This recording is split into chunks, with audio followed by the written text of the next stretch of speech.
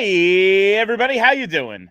Well, that's good. Welcome to PHLY Flyers pregame, presented by Bet365. Download the Bet365 app. Use code PHLY365 when you sign up. Whatever the moment, it's never ordinary at Bet365.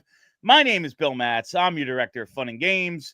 Joining me, it is the man behind Flyperbole. That's right. It's Steve Jakob back with us tonight for... Steve, it is the final late puck drop of the season. We have all the 10s behind us after the Disney on Ice trip.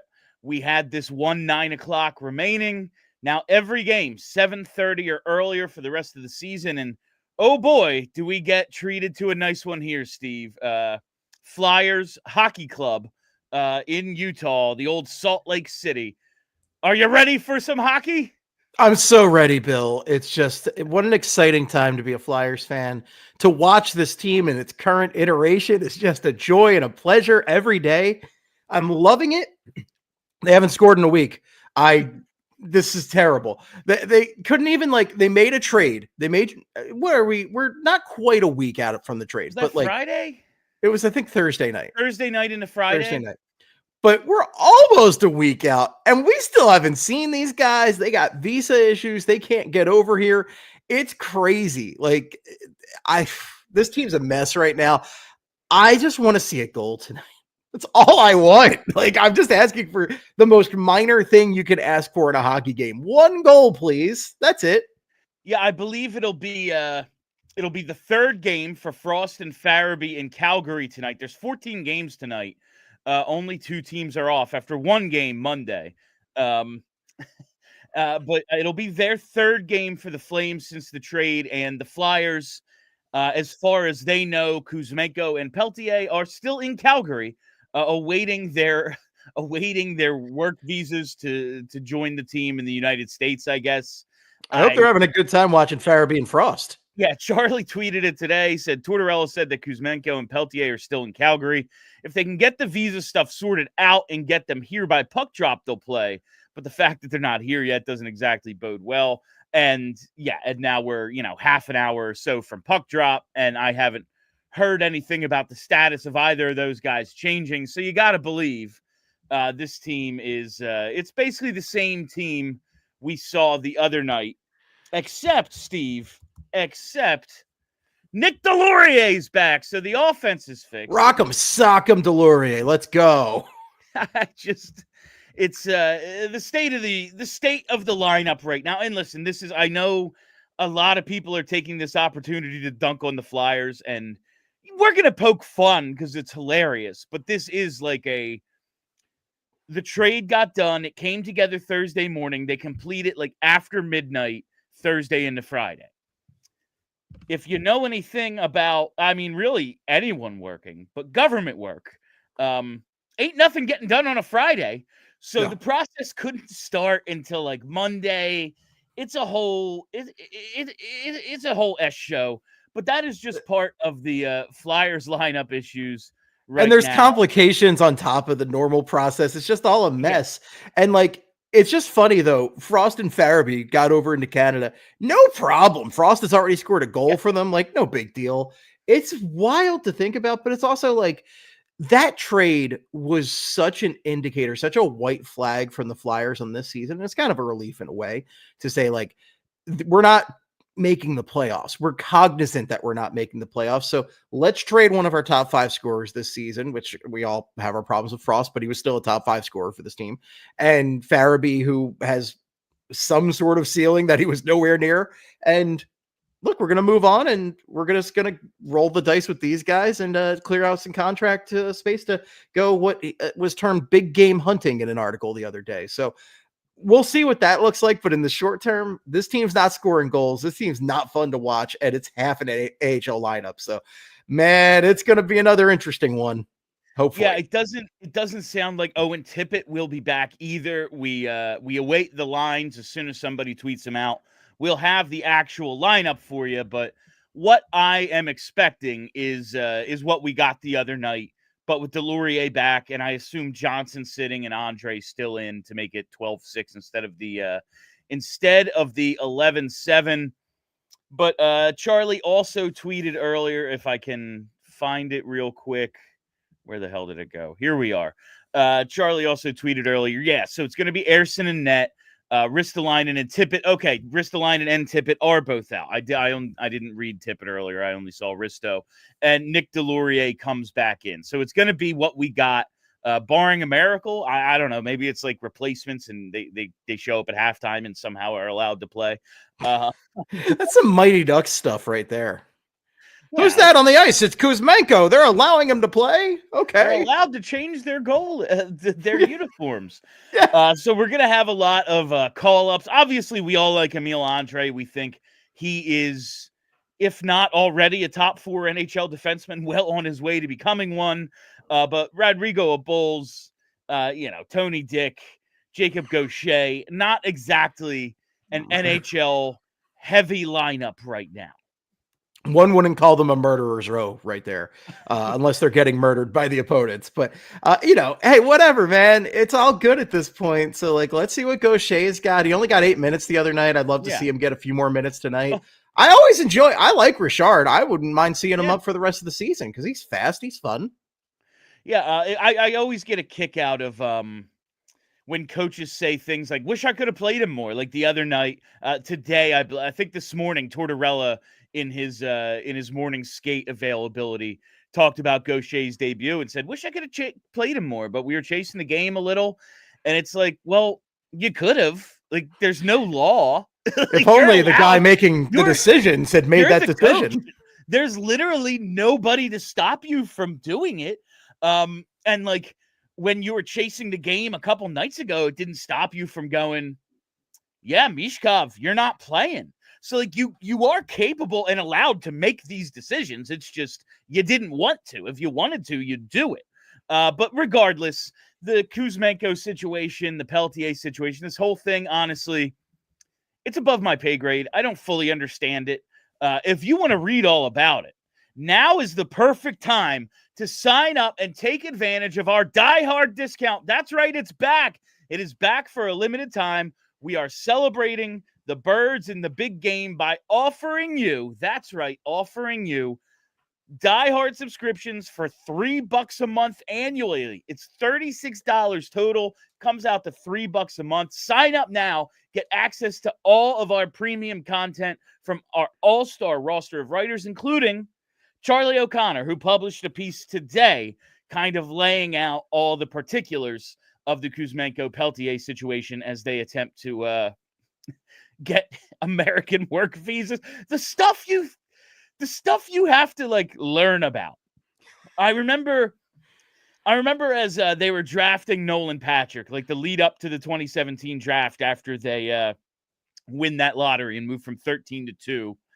I did such a deep dive into core muscle injuries, and they're not called sports hernias anymore because a sports hernia, that's not a thing that exists, just a term someone made up one day.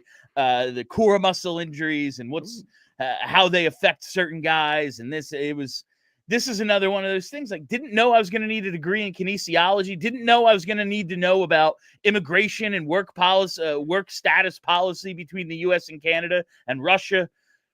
But here we are, Steve, and here we are. If you want to learn about it, go to allphly.com, because I'm not going to try to explain it. They call it the beautiful sport for a reason, Bill. It's just you never stop learning with this sport. Would you call this the Die Hard with a Vengeance sale here? Oh, that's good. I like that. See, we need more people like you, Steve. More people like you making the decisions around here. I'm just sitting here saying whatever comes to my mind. You actually made something up on the spot there. There we go. Really appreciate it. Let's talk about this goal drought a little bit, Steve. Shutout in 3 straight games, which is a regular season franchise record. They haven't scored a goal against a goalie. I just love repeating this one. Haven't scored a goal against a goalie since the first 3 minutes of the second period of last Monday's game against the Devils. It's been Tuesday of the following week. We are over a week. 217 minutes and 11 seconds of game time since they last scored against a goalie. Utah, we'll see how it goes. yeah, man, when they got shut out by Sorokin, it was like, all right, man, sure. And then the thing just keeps going, and you go, you know what? This actually has nothing to do with the opponent. This team has no chance of scoring. And listen, we know that they lack the high-end talent. You know, it's been the theme of the shows forever at this point. But the guys they do have who are capable of scoring, I laid out the top 10 scorers here, Steve, if you want to take a look. Start with Travis Konecny. 1 goal in his last 13 games. None in 7 straight. Hasn't scored in 7 straight games. Nor has Michkov, and he's only got 3 in his last 27. Owen Tippett, prior to the injury, 3 goals in his last 18 games, 1 in his previous 7. Noticing a pattern here. Tyson Forster, 1 goal in his last 14 games, none in 4 straight. You get to Morgan Frost, like you said. He's gone. He was a top 5 scorer. He's no longer on the team. Scott Laughton, 1 goal in his last 11 games. He is the last Flyer to put a puck behind a goalie and actually have it count.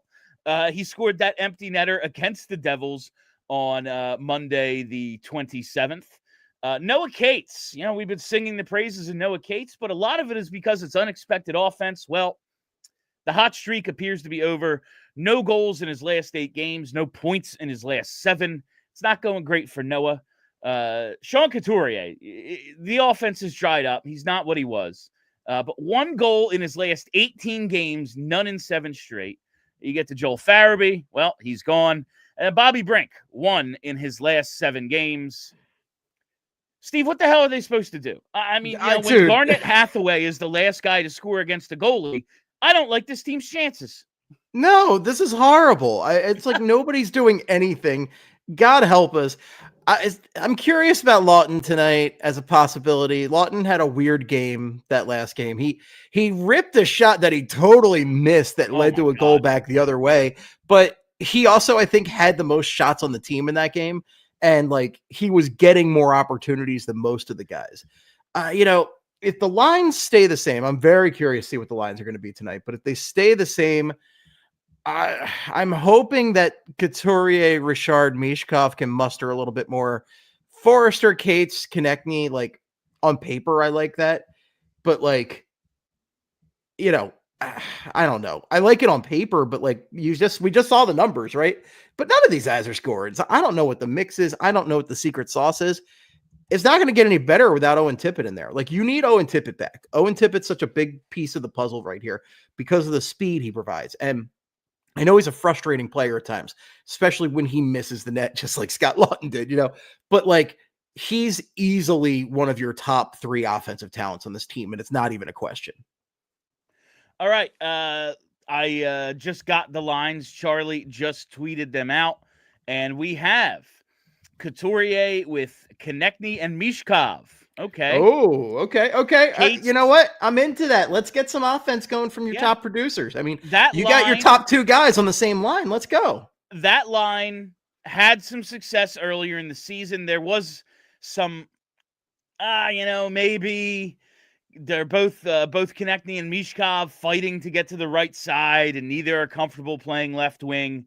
But that line did have some success earlier in the season. And as I said with Coots earlier, like, yeah, the offense is gone. He had a 5-point game. He had a hat trick and 2 assists playing with these 2 guys against Minnesota. So maybe it gets him going a little together. Cates with Forster and Brink. That line is reunited after a brief breakup there.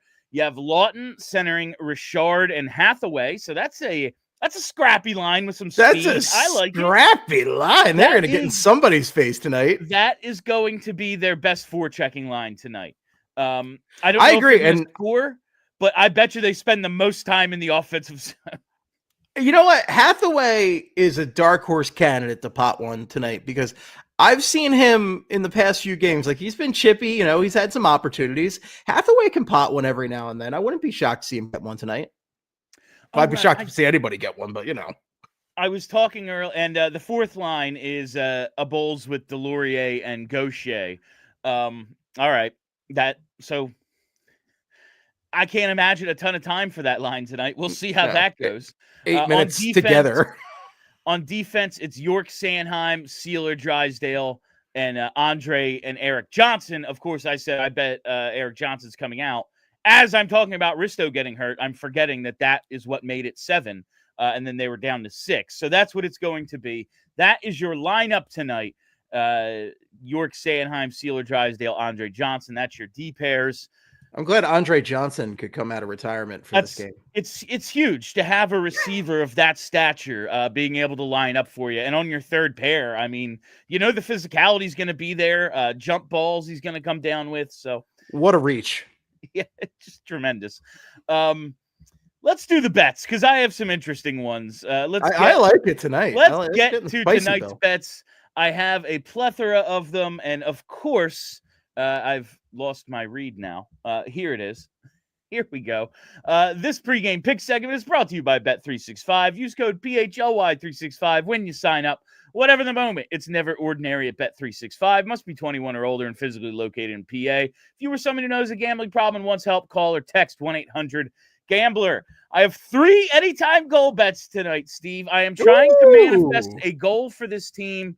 And when the team is in a slump, when things are going poorly, you have to lean on your leaders, and that's what I am doing. Travis Konecny, assistant captain, anytime goal plus 170. I told you the numbers earlier. 1 goal in his last 13 games. The team is being shut out at an incredible rate. They have to do something. It starts with their best player. Their best player is Travis Konecny. Let's bet him. He's due. Let's do it. Scott Lawton, also an assistant captain, anytime goal at 4-1. He scored the last goal for the Flyers. I told you I like that line he's on. I think that's a little bit more that's just a little more fuel for him being on a line that I think is going to forecheck very well tonight. And Sean Couturier, that's right, Coots, anytime goal at 5-1. Not only is he the captain of the team, not only is he due, but you got to remember, Steve, this is a big revenge game for him. He, of course, Sean Couturier was born in Phoenix, and this is his first game in the new home of those thieving bastards that stole his childhood team. Now, one might even call these guys some outlaws. Yeah, of course. Sean Couturier was born in 92, and his dad's last year with the Phoenix Roadrunners was 92-93, and the original Jets didn't move to Phoenix until the 96-97 season. But I refuse to acknowledge any of those details, goddammit. So we're betting Coots for a revenge game for his original hometown. And, I have all the leaders to score. Borfus. What if they do hit as a parlay? We're gonna Borfus. Go to the Super Bowl. We're in on this. That's what we're gonna do. I'm doing the parlay. Saquon TD. I'm doing the parlay tonight. I'm gonna make it happen. The captain's parlay. Let's do it. The captain's parlay. I like that term. I like the captain's parlay. It sounds very fancy. Of course, always remember beer and pizza money. This is for entertainment only. I have no idea what I'm doing, and my record this year is like 4 and 200,000. So. Don't listen to me, but we're going for it. The captain's parlay. We are in on the captain's parlay for fun. I'm putting $1 on it. Okay. There you go. $1, and it might have fun. Some pizza money. The Super Bowl's coming up. I need all the pizza money I can get. I'm already looking at buying 100 wings for this party I'm having. So. You got to pay for that catering somehow. Listen, we've detailed the lineup and the goal scoring problems. We know all that. Sam Ersson starting. I want to talk a little bit about the Utah Hockey Club, Steve, because this team, man, listen, I'm glad they're out of Arizona. I'm glad the league is like a major league now that they have all their teams playing in actual professional facilities. That's 5,000 seat college arena not doing it for you. I'm glad they got a team away from Morello, who was clearly a joke. And even if hockey was going to work in the state of Arizona, it wasn't going to be under his leadership because not a single person in the business or political community trusted him. So, he was never going to get anything done. I got to tell you, I hate the soccerization and the Europeanization of North American sports. It's one of my biggest problems with the MLS, other than just hating soccer. Is Real Salt Lake. Like you are creating you're showing that you're a parody by we can't do our own thing. We have to do what they do because they're clearly the professionals. this Utah Hockey Club thing as a 1-year stopgap, sure. Make sure you get the branding right, knock it out of the park, and honestly, you get to sell 2 sets of jerseys, your inaugural season, and then your second season when you have a name. It's good business as well.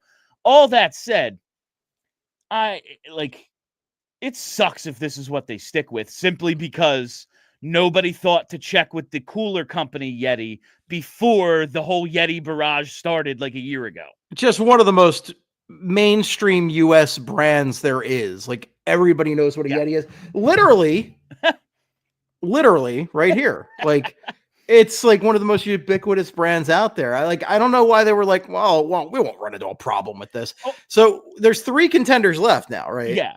I will say I have seen, and the 3 contenders is, we have the graphic for you. So it's Hockey Club, Mammoth, and Outlaws. And the funny thing about it is Mammoth, obviously, Woolly Mammoth logo, Outlaws. I mean, why do these idiots, can I comment on this graphic real quick? Why did these idiots not line up the logos with the names? Just line it up. Just the dumbest, like, graphic design is my passion bullcrap I've ever seen. Like, just put them together. But, like, clearly, if they stick with Utah Hockey Club, it's because they wanted Yeti.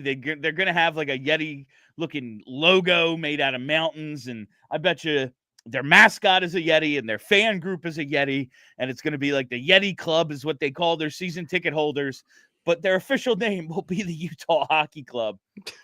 These other ones, I mean, Outlaws, I don't hate as a name, but that is clip art. It is 100% clip art. And I just think of the XFL team. There was was it the Las Vegas Outlaws? Yes. Yeah. That was some great stuff. Tainted right there. He hate me. He hate this logo. He hate me. That's good. And then the Utah Mammoth. I think it's decent. I think that's a good name. And if they sharpen up that logo a little bit, it could look pretty cool. Yeah, I agree with that. You can do some fun stuff with the Tusks. You can play the song Tusk at the beginning of games, you know? Yeah. It is so funny how badly they botched this. Now, I will say, like, when you, the stupid stuff you learn, like I said earlier, when you're working in hockey like this, like, being a wrestling fan, like, you learn some dumb stuff. And, like, a lot of wrestlers sometimes have parts of their gimmick trademarked. And typically, the trademark is, like, just for pro wrestling. Like, a couple years ago, 10 whatever years ago, there was that Adventures of Shark Boy and Lava Girl movie came out. And everyone was like, how are they getting away with this? There's this wrestler, Shark Boy. He has it trademarked. It's like, yeah, it's only for use in pro wrestling. But apparently Yeti has a, like, blanket trademark for sport. So nothing they can do. They tried negotiating, didn't go well. And that's a bummer because Yeti is, like, an objectively cool name. And Yeti ruled, yeah. I like Mammoth, but Yeti was the best. Yeah, Mammoth, yeah. I thought the best thing they could do is steal the like, Bigfoot foot logo from the old shoulders of the Colorado Avalanche jerseys. What a really beauty. Get that geographical rivalry going, being like, we stole your logo. Colorado not bringing that back, by the way, what a travesty. Just a complete travesty. We used to be a society, Bill. Yeah, as I lose my headphones. This is going great for me tonight. We're all doing great, but look, the Bigfoot thing's awesome. I do like also the fictional, like, creatures kind of trend. Seattle, man, no team I think has knocked it out of the park like Seattle. Seattle just destroyed it all around, except for, the building the team part. But they did the logo stuff, the branding, the arena, all that stuff rules. They kicked butt there. If you could combine Vegas actually building a team with the way the Kraken unrolled, unrolled their whole Unleashed. Yeah, there you go. You're just crushing me in terms of speaking English tonight, Steve. Like, if you had the rollout from Seattle with Vegas's roster, you would have really had something there. I hate Golden Knights. I've always hated that jersey. Why is the golden part in there? The Knights is fine, and it's not Las Vegas. It's just Vegas. Yeah, I just think their jersey's dumb. I think their name's dumb. I could rip on team names and uniforms all day. I love all that. And me too. And honestly, like, listen, we'll see if this game's any good tonight. I'm crossing my fingers, but I'm not, like, hopeful. No. I am prepared to talk more about the entire Utah name and uniform debacle after the show for at least 25 minutes if we have to do that. So there's always like that, like it's a bar trivia question you hear come up, like, oh, name the teams in North American sports whose team name doesn't end in S. And I feel like teams are making a concerted effort now with the Kraken and the Mammoth or Yeti or whatever the hell they're going to be. Everyone wants to add their self to that singular, doesn't end in S list all of a sudden. And something that I thought was cool, now I'm like, well, this is just you trying to do it. But I will say, I would want to match that if I'm Ryan Smith. Like, oh, well, I have the Jazz. I have the New Orleans Jazz, and we moved to Utah where they don't allow music. Right. No dancing in that town. My favorite line from basketball. It's a good one. And so why not match? I also think Utah ska to go with the Jazz. Like, pick it up. Yeah, that would work great as well. But and then you could have a partnership with Ska St. Petersburg. There you go. You get maybe try to steal Ivan Demidov, as he's like apparently going to break every record for under 20 and under 23 scoring that the KHL has. But that's that. All right. So they do actually have some okay players, and they started the season okay, did the Utah Hockey Club. But now here they are. They're below Hockey 500 at 21, 22, and 9. And yeah, Clayton Keller's been great, but they've lost 5 straight games. They're 6th in a stacked Central Division. This is as good of a chance. Now, Vejmelka's been good for them. I'm not sure. Do we know who their starting goalie is? Is it when I looked earlier, Vejmelka was the expected on daily faceoff. I'm going to see what they got right now. I'll look it up on top of it, Bill. I'm on top of it. Right. Outstanding. Like he's been good. Yeah, Vejmelka has been confirmed. He is confirmed. Yeah. Okay.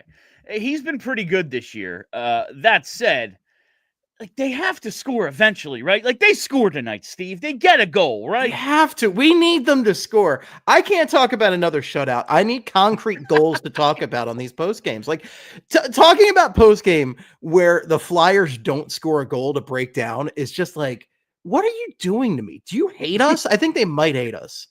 There's a really good chance. That trade didn't become official until we were like immediately off the air, and then all of a sudden, we have a trade. Like, you and Kelly, by the way, magnificent work spinning those wheels until the trade came in. Trying to figure out what the hell was going on. All of a sudden, there's rumors. Are we reporting the right rumors? Charlie's hearing different things than us. It was a lot of fun. I'll tell you what, it'll be a lot more fun, though, Steve, when those players actually get here. And again, to read all about those players, go to allphly.com. Read Charlie's article, sign up to be a diehard. It's the best price.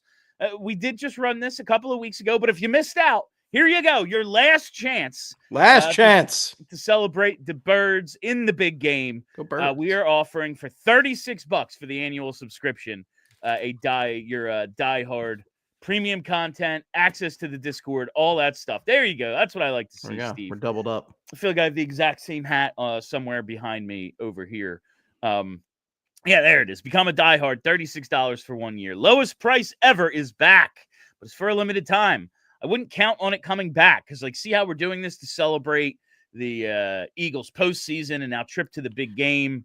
And the spring sports, I don't think are going to quite have fall into spring. I don't think we're going to have the same success come, May, June. I don't think those NHL and NBA teams are making their championships. Just a hunch. I tend to agree. Yeah. All right. That is all the time we have for you on PHLY Flyers pregame presented by Bet365. Download the Bet365 app. Use code PHLY365. When you sign up, whatever the moment, it's never ordinary at Bet365. Steve and I will be back for postgame, so make sure you tune in right here to the YouTube page as soon as this thing goes final, and we'll be live. Charlie will be joining us from Salt Lake City for his take on the game. And make sure you're following me on Twitter at PHLY_Flyers during the game, and follow that pod as well. And we're going to talk about a Flyers goal. At least one. They have to get... No, you can't possibly get shut out in 4 straight. Flyers goal scored by nobody. That can't happen. All right, I just jinxed it. All right, that's it. I'm Bill Matz. That's Steve Jakob. Until postgame, let's go Flyers. Please, God, score.